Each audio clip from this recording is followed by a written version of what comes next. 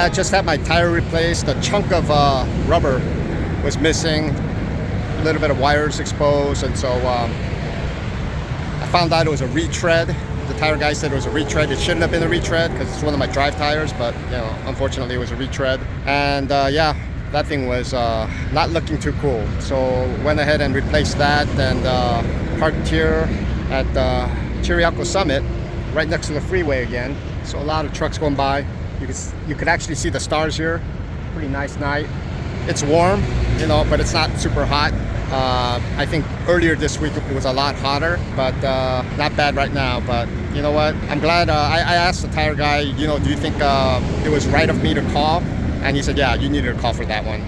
And because usually they expect you to already have a flat before you actually call in and get your tire replaced. But when I was doing my post trip and I looked at the tire, I don't know what happened, but a chunk of that rubber is missing. So I was like, yeah, time to change that out. So I wasn't going anywhere, so I called the emergency tire services. They showed up, took care of business. This guy was Johnny on the spot. He was really good, really fast, and took care of business. So yeah, thank God it wasn't like a disaster on the road where I got rubber flying everywhere, and like sometimes those tires on the road for small cars, it could be disaster, when a truck in front of you shoots out a tire like that, yeah, it could be disaster. So I want to make sure that we could avoid those problems. So yeah, anyway, Friday night at another truck stop, and hopefully I get to end the week tomorrow. So what is going on, my people? So this week was actually a decent week. I had 2277, so 2,277 miles. I was sent north to NorCal, to the Stockton area twice, and then came back down and then went to Phoenix and then Mesa and back. So it was a decent week. 2,277 miles isn't bad. As you saw in the video, I had some tire trouble. Yeah, it's been a while since I had tire trouble, but this was actually on my tractor and not a trailer I picked up. So over time, I'm gonna have to replace the tires and whatnot. So it just comes with the territory. So I've been driving for about a good year and a half, a little more, and I wanna remind everybody that for most people in America, work is work. Work is work is work is work. So, I think at a young age, we're sold this idea that we're going to be doing something that we love to do. And I think for the most part, if people love to do something, most likely other people are not going to pay them to do that work. And let's say you love to cook, but once that becomes your job and you're doing 14 hours of prepping, cooking, serving, and running a restaurant, it's work. It's not the joys of life there every moment. You're dealing with complaining customers, you're dealing with bad ingredients, you're dealing with things that didn't go right during the day, and all the planning,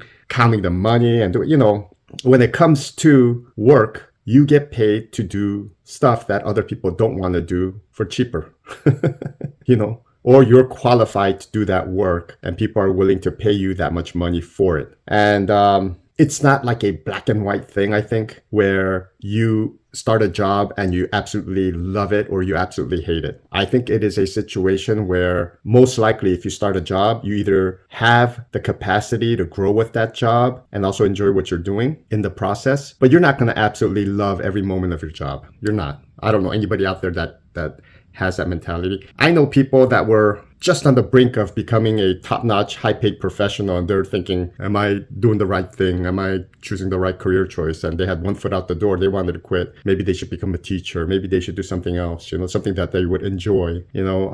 Legal professionals, they start off thinking, well, I'm going to make a difference in law and whatnot. And later on, they realize so much of it is about money and compromise and lying. And it's just, work is work. So why am I saying all this? I'm saying this to let you guys know that you don't want to bank all of your professional hopes and the fulfillment of your skills and talents on a job. I think it's important to choose the right job, but that right job won't necessarily be the end all be all of satisfaction and reward and purpose in life. So don't bank too much on a job. I would say if you find a job that you can find fulfillment in, great for you. There's a small percentage of people that really find fulfillment in what they do day in and day out. I'm not talking about on your good days or as an idea as a whole, the overall picture. Yeah, I love what I do, or I love the idea of being who I am in this job, you know.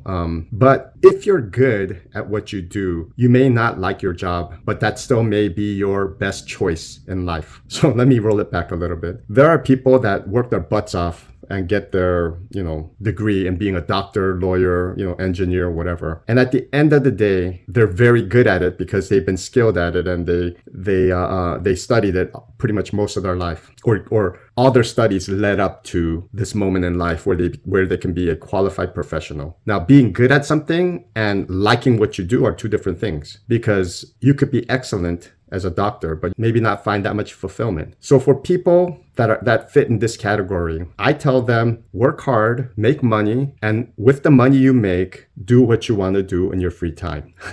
So bringing it all back to trucking. How does this relate to trucking? You may be in trucking and you may be a good driver, safe driver, a driver that the company wants, and you can start making money. But it doesn't necessarily mean you have to love driving every moment of each day.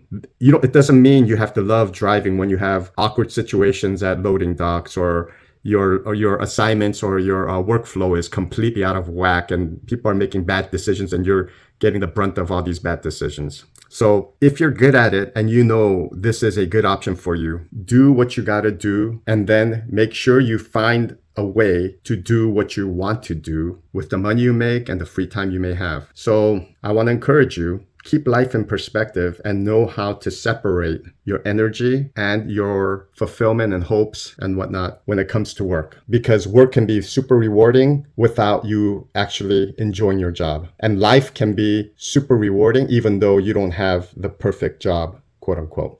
When we were younger, I had a friend who loved fishing, and he still loves fishing. But when he was younger, he would work his butt off. I'm talking about, probably 80-hour weeks, 70-hour weeks, and set aside his money. And his one thing out of the year that he geared up heavily for, I mean, he did other things. He had fun, he had good meals. He did what he wanted to do. But the one thing that he would save up for is his one amazing deep sea fishing trip into the Mexican waters.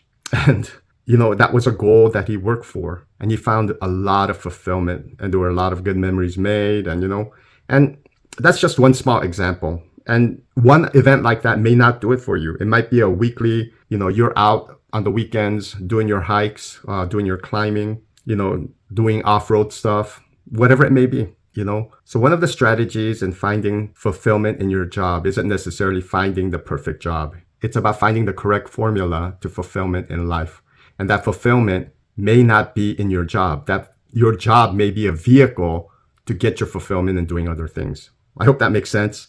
I wanted to share this because sometimes people get misled into thinking, I need the perfect job, I need the perfect job, I need the perfect job. Your situation may be that there is no perfect job for you, but you're good at the job that you're at. And it's a smart idea to stay put and make sure that you can maximize your situation and still enjoy life doing other things. I hope this helps. Anyway, thank you for following me on this journey. If you're a driver out there, stay safe. God bless all of you. Peace. And until next time, cheers.